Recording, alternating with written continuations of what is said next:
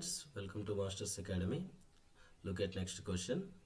In a room of 100 people, 99% are left hand. How many left-handed people have to leave the room to bring the percentage down to 98%?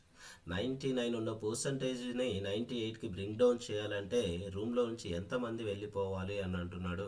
Majority students 99 నుంచి 98 కంటే 1% వెళ్ళిపోతే సరిపోతుంది కదా అని option any choose చేస్తుంటారు. But that is wrong answer నాన్న.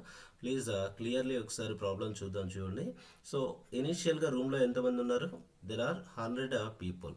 So out of these 100 people, some people are left-handed people and some of them are right-handed people, right? Now left-handed people percentage is equal to 99%. 100 lo what is the 99% of 100? It is clearly 99 people are left-handed people. Remaining 1%, which mean one person is right-handed person. Clear? So some people have to leave the room to bring the percentage to 98. 98 percentage రావాలి అంటే left handed people కొంతమంది వెళ్ళిపోవాలి అంటున్నాడు. సరే, X people వెళ్ళిపోయారు అనుకుందాం. Rest of people ఉన్నారు. So ఈ రెస్ట్ ఆఫ్ పీపుల్ అనేది ఎంత పర్సంటేజ్కి ఈక్వల్?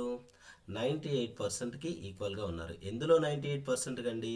ప్రస్తుతానికి వెళ్ళిపోయిన తర్వాత మిగిలిన వాళ్ళలో 98%. మరి ఈ మిగిలిన వాళ్ళలో రైట్ హ్యాండెడ్ పీపుల్ ఎంత పర్సంటేజ్ ఉన్నారు? 2% కదా.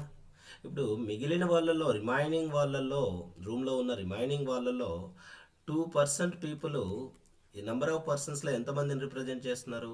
1% రిప్రజెంట్ చేస్తుంటే 98% అనేది మనల్ని ఎంత రిప్రజెంట్ చేస్తుంది అనేది ఫైండ్ అవుట్ చేస్తాం. Then 98 into 1 divided by 2 gives 49. అంటే ఈ రూమ్లో రైట్ హ్యాండెడ్ పీపుల్ ఏమో 1 ఉంటే లెఫ్ట్ హ్యాండెడ్ పీపుల్ 49 ఉన్నారు. సో ఇంతకుముందు లెఫ్ట్ హ్యాండెడ్ పీపుల్ ఎంత?